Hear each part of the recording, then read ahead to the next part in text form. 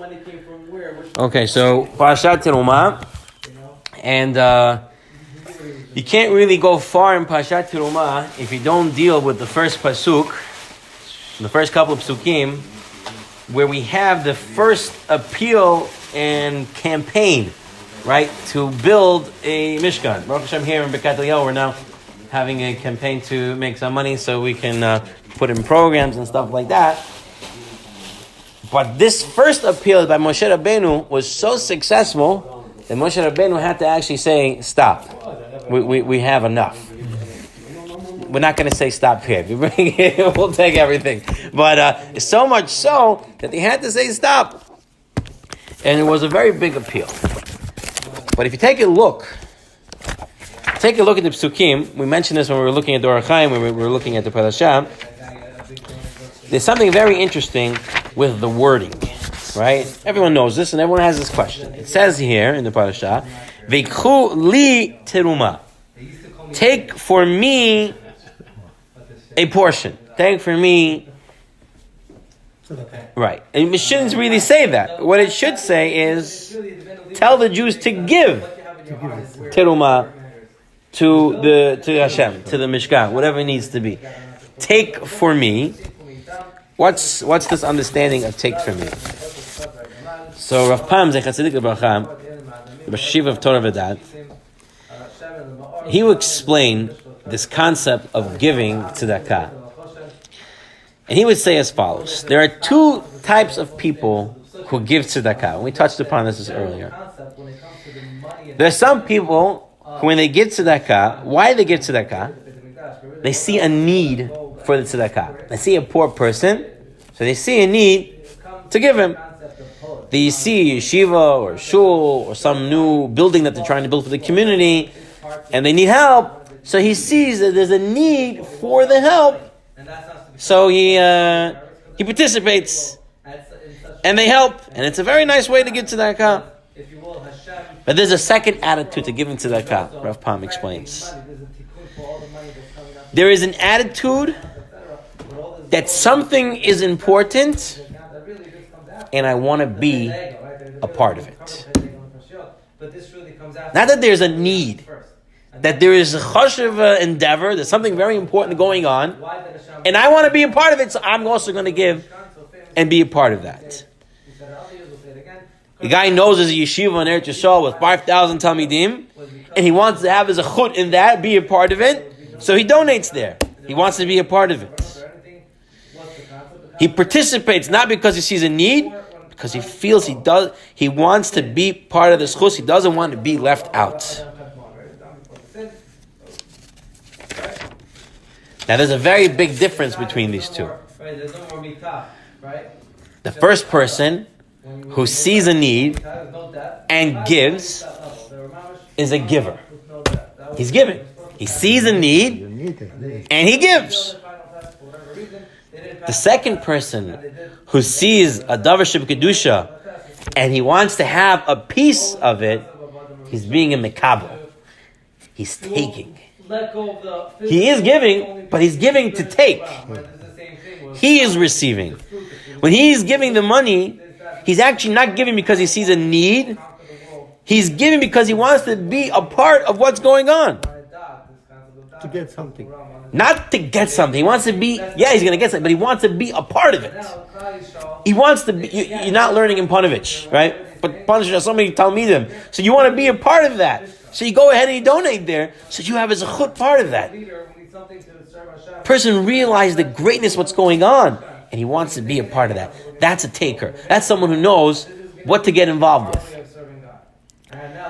So that's the way Rav Pam explains the parasha. Veikhu li teruma. Take for me teruma. Everyone asks, why did you say veikhu? If a person is giving, he's not taking.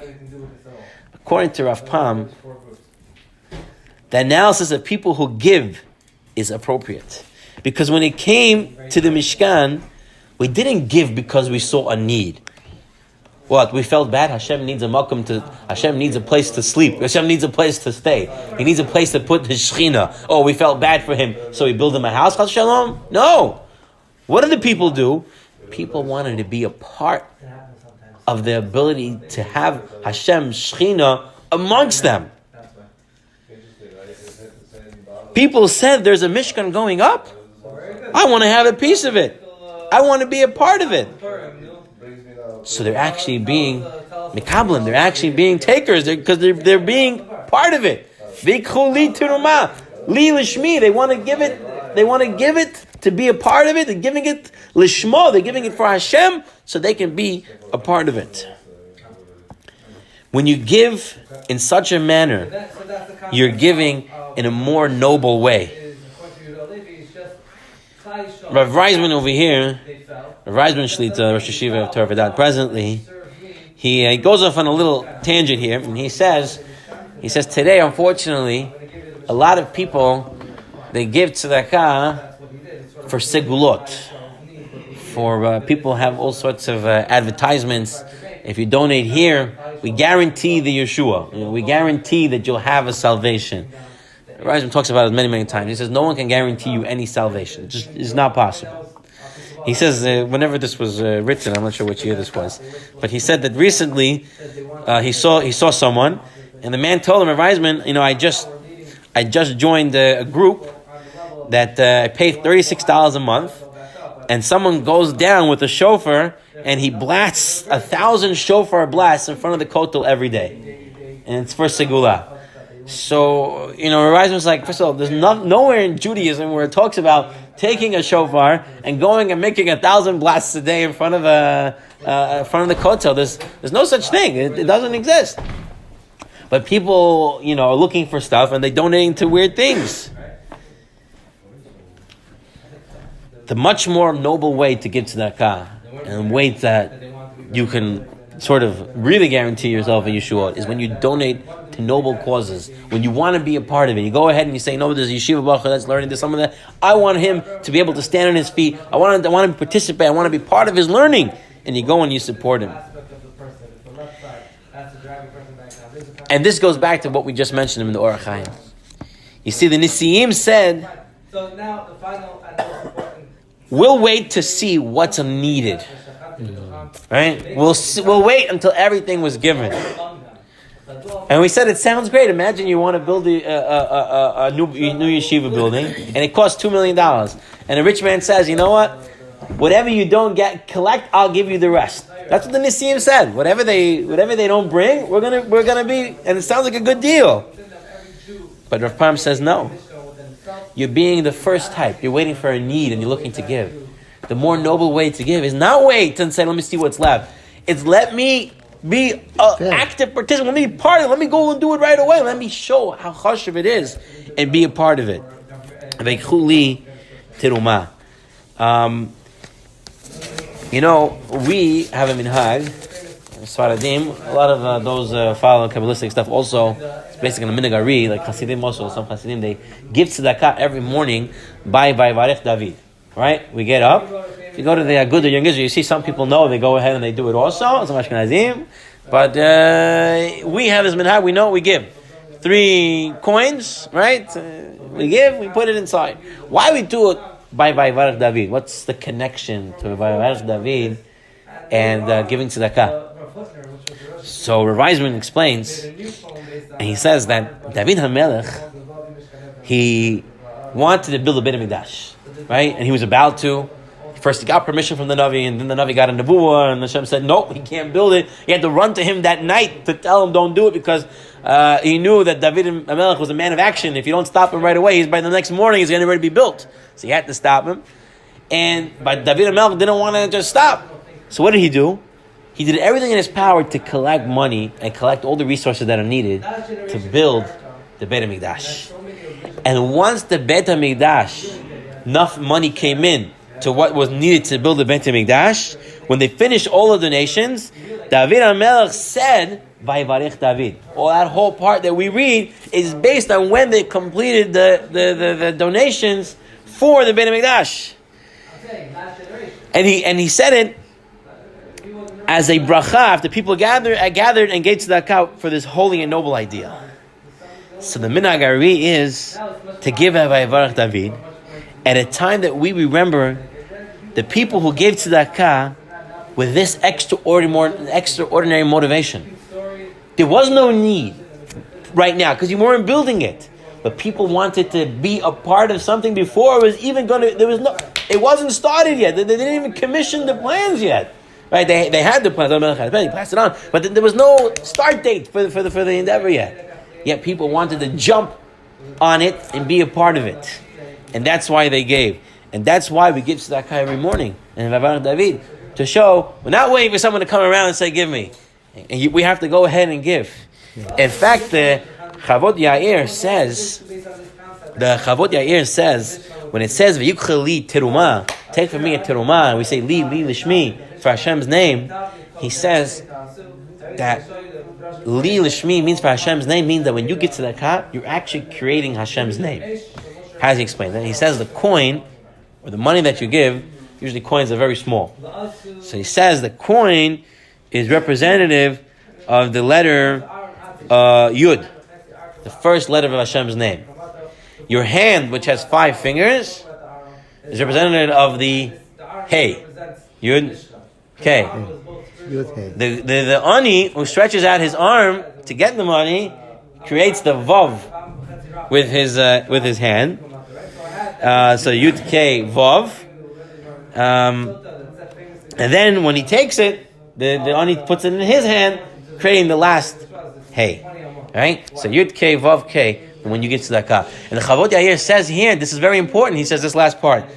He says this means you have to stretch out your hand first before the Ani stretches out his hand. Because if he stretches out his Vav before you put the Hey, then you're messing up Hashem's name. And that's problematic. So you have to go and give it to him. So when the Ani walks in, right, so if someone walks into the shul collecting, according to the Chavot Yair over here, what he means is, you don't wait for him to come to your table to get the money in front of you. He's stretching. You already have to start going to him. You want to put your hand out first to the Ani. Yud first. Yud is the coin, and then your Hey, before he comes to you. Yud Hey. Anyway, more on the attitude of tzedakah. This is Chavot Yair. He's quoting from the Shloah Kadosh. Okay.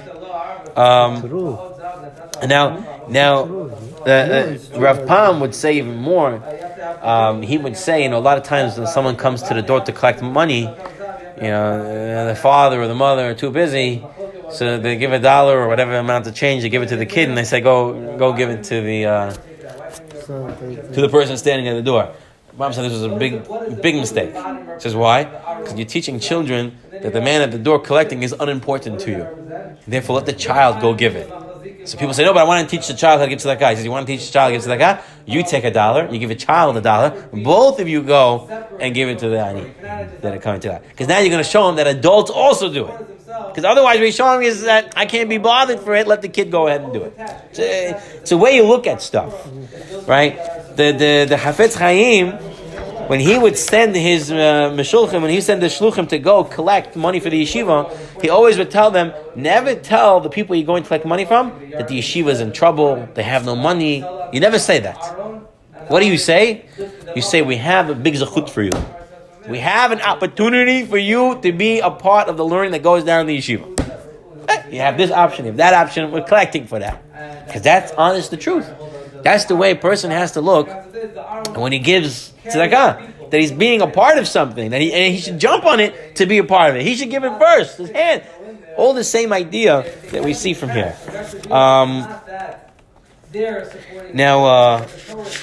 They say over here from Chaim Palachi, I saw in the Aleinu Shabbat, they bring down over here, that Chaim Palachi says that in Shemayim, they look at the tzedakah you give. They look to see if you're really giving what you can give. How do they know what you could give and what you can't give? He says the word teruma, if you rearrange the word letters, it becomes hamotar, which means the extra. So in Shemayim, they look at your extra spending, how you splurge. You go to the restaurant, $80, $90, You buy luxurious items, and that's no problem. Then a guy comes into that car or some organization, and then all of a sudden it's $10, right? So they do the difference, and they say, "What's going on here?" The person has to be very careful with this. Either don't splurge. If you splurge, then you should splurge the same amount on tzedakah. That's Rav Chaim Palachi. I want to end off with on this topic with a way that our Gedolim gave tzedakah. There was a story that's told that the Satmar Rebbe, he was very famous, known for helping people that came to him, and he would give them a sizable amount of money when they came. And one day, a poor man, someone who was dressed very poorly, he came into the office. He was hopping on one foot. He had crutches. And he told the Rebbe, "My wife died. It's me, myself. I have children. I have to marry them off. My leg got amputated." A whole list of issues. And the Satmar Rebbe felt bad for him. So he took a big amount of money and he gave it to him and wished him hatzlacha, bracha, and sent him on his way. The Gabbai, who was in the room with the Rebbe, for some reason he had to come out, and he goes out of where the Rebbe was, outside the house, and all of a sudden he sees this man who came to collect money. All of a sudden he has a second leg. He had it tied up on the top of the head. All of a sudden he brings down his second leg. He throws the crutches into his car, and his wife is sitting there in the front seat. So he runs back into the Rebbe, and he tells the Satmar Rebbe, he says, "You won't believe it. This man who came, he has a foot. He was lying. He had it tied up." Expecting the Satmar Rebbe to get angry. The Satmar Rebbe said, "Baruch Hashem, a Yehudi hazeh has feet." He says, "But Rebbe, not only that, he has a wife. The wife is sitting in the car with him." He says, "Oh, Baruch Hashem, he's not a widow. He Baruch Hashem, he has a mishpacha." And he gave it with a full heart. He gave him tzedakah. Listen, I don't know how far we have to go with such a thing, but I want the lesson is important. How you give tzedakah, how you see it, what's your perspective at it? Okay, and I think this is something that we can really use. You have to train yourselves to do it. Every time I learn Parshat Terumah, for the next couple of weeks, I remember to go over to the Ani and give it to him first. And then as the year passes by, you forget again. But maybe we can this year try to keep it on the front burner the entire year. We're going to move on to a second topic on this week's parasha, and this is a very fascinating idea on the parsha. We come to this parasha. We come to all the stuff that we're building for the Mishkan. So. One of the things that we're building is the Aron, right? The Aron. What was in the Aron? What you stored in the Aron HaKodesh? What you put inside? The Luchot, the Torah, the Mon, either on the side or that. And then you had the Shulchan. What's the Shulchan in the Mikdash? The table. What do they have on the table? They had the showbread, right? They had 12 breads. They put on it. Very good. Now, we're going to compare and contrast the two of them. The pasuk says, "Va'asu Aron atzei shitim." You should make the Aron out of atzei shitim, right? And then it gives the measurements. Amatayim v'chetzi orko. You should make it 2.5 cubits its length. Amma v'chetzi rochbo. 2.5 cubits. It's what did I say? Va'ama v'chetzi rochbo, cubit and a half its width. Va'ama v'chetzi komato, and a cubit and a half its height. So one side is 2.5, the other side 1.5, and the height is 1.5 amot. Everything is in half amot. Good? Fine. What about the shulchan? What about the table? The table, it says, "Va'asita shulchan atzei shitim, amatayim orko," 2 cubit its length, ama rochbo, 1 cubit its width, Ve'ama v'chetzi komato. And 1.5 its height. So 2 dimensions is in full numbers, 2 by 1, and the height is 1.5. Why are all the dimensions in the Aron in half? And why the dimensions of the Shulchan, 2 of them are whole numbers, and the height is in half? So Rav Pam, the Hasidic Bracha, brought down over here. His father, Rav Meir Pam, heard from the Chafetz Chaim an explanation. So this explanation is from the Chafetz Chaim. The Chafetz Chaim said, we know that the Aron represents Torah. When it comes to Torah, everything is in half amot. Why? Because when you come to learn Torah, you never finish. You only know half. As much as you know, you only know half. You only know part because the Torah is so vast and it's divine knowledge. It's impossible for humans to be able to obtain all that knowledge. That's why they say, if you look at the Gemara always starts from Daf Bet. There's no Daf Aleph. You know why? Because you don't know Daf Aleph. You can't even know Daf Aleph. The first Daf you don't know. Start off on the second page. The first page you don't know. Start off on the second page. I once heard a different explanation once. They said, you know why you start on page 2? This way, when you start, you already feel like you did one page. You say, you get a boost. I'm already up to page 2. But same idea. Here is like, you don't know page 1. You have to understand that because it's a big problem for someone to think he knows Torah. You meet people, they went to yeshiva growing up, or they learned about the parasha, they learned about the holidays, and then they get stuck at that. They're 50 years old, and they still have a 3rd grade level understanding of Judaism. They have a 9th grade level understanding of Judaism. The Torah is so vast, but they don't bother to try to learn more and more and more. They're stuck from what they learned in elementary school. And so it's important to remember that there's always so much more to learn, and try to delve into it, to go into it. And person shouldn't give up and say, oh, it's so hard, there's so much learn, I shouldn't even try. They say a story that once there was a new rabbi coming to town, and they're making a big seudah for him. They're making a big party for him.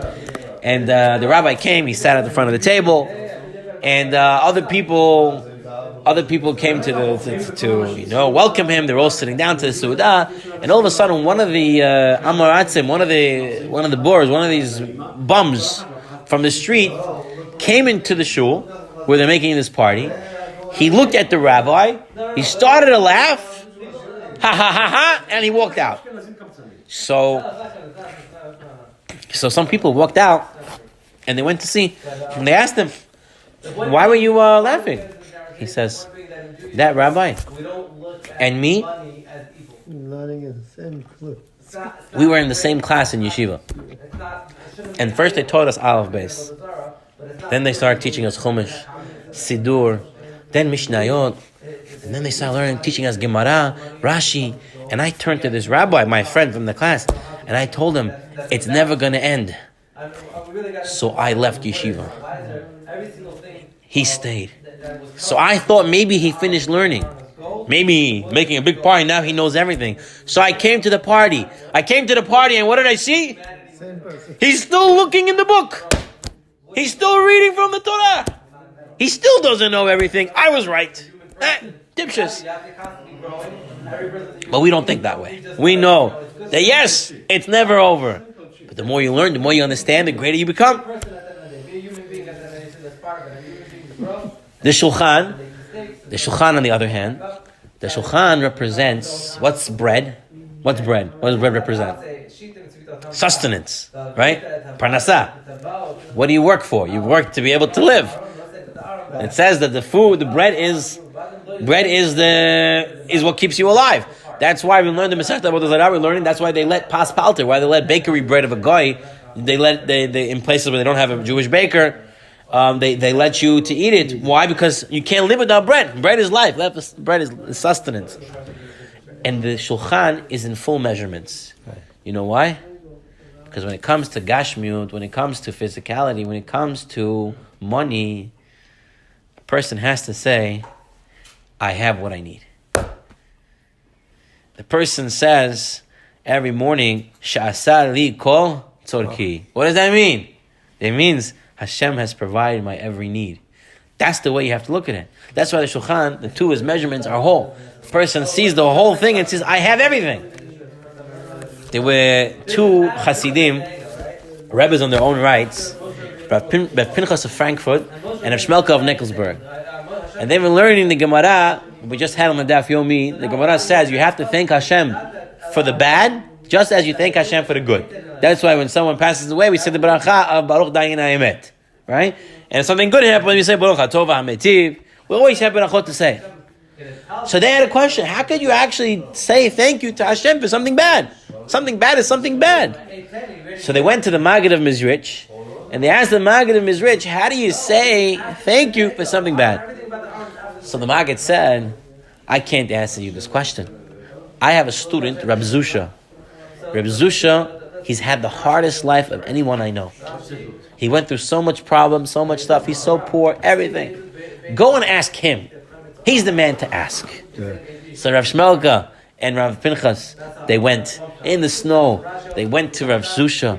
They go to his house, buried by snow. They dig it out. And they come inside, and they find him all alone. His heater is not even on. The oven heat's not even on. He doesn't have it. He doesn't have anything. And he's sitting there and learning by the table. So they tell him, Rav Zusha, the Maggid of Mizrich sent us to ask you, how does a person thank Hashem for the bad just as he does for the good? And Rav Zusha said, the Maggid sent you to me? He says, yeah, they sent it to ask you. He says, I have no idea why he sent you to me. He said, what do you mean? You're poor. You have this problem. That happened to you. This happened to you. And he says, listen, guys, I don't know what you're talking about. Whatever Hashem did to me was the best. The story goes up that they all got up and they started dancing. But that's the way a person has to see it. Whatever happens to me, that's a perspective. I'm full, I'm complete. Hashem does for me, my livelihood, myself. It's all good.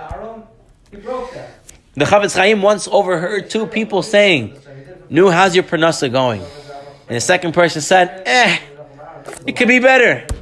Chavetz Chaim turned around to the man and said, and how do you know that it could be better? How do you know it's not going to hurt you? Person it's not supposed to have a Lamborghini. He davens the Lamborghini, gets the Lamborghini, and then he dies in it. Gets a crash. How do you know? That's why whenever you're davening, you're supposed to say to Hashem in the end, please answer me l'tova. Because you could be davening for something that's not good for you. So you always want to end up saying, please Hashem, answer me for good. So how do you know having more money wouldn't hurt you? How do you know?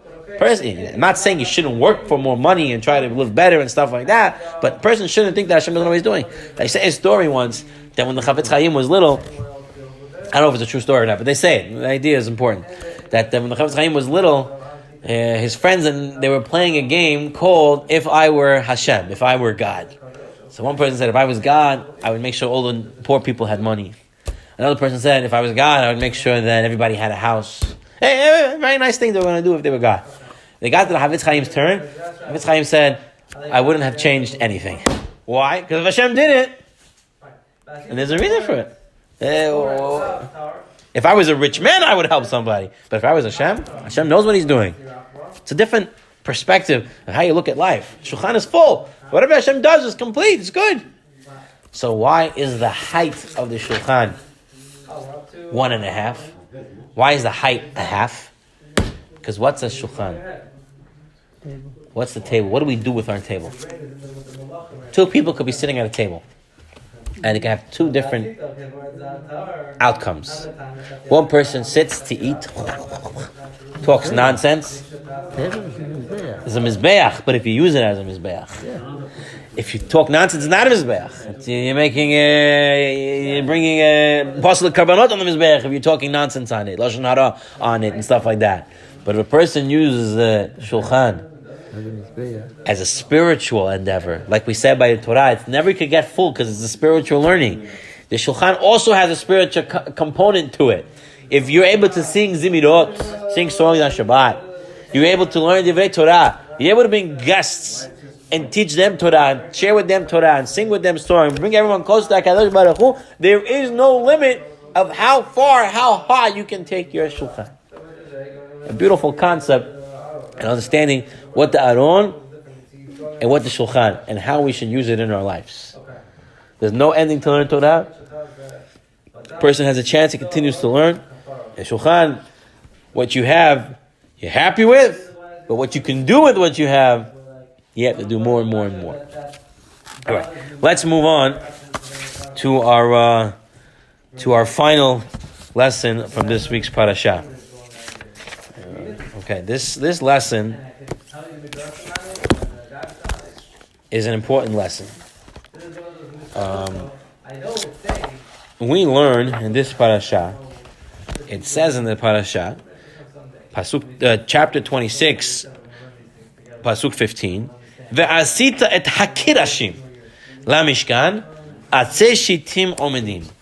You shall make the beams of the Mishkan of atzei shitim, of shitim wood, standing erect. They should be standing.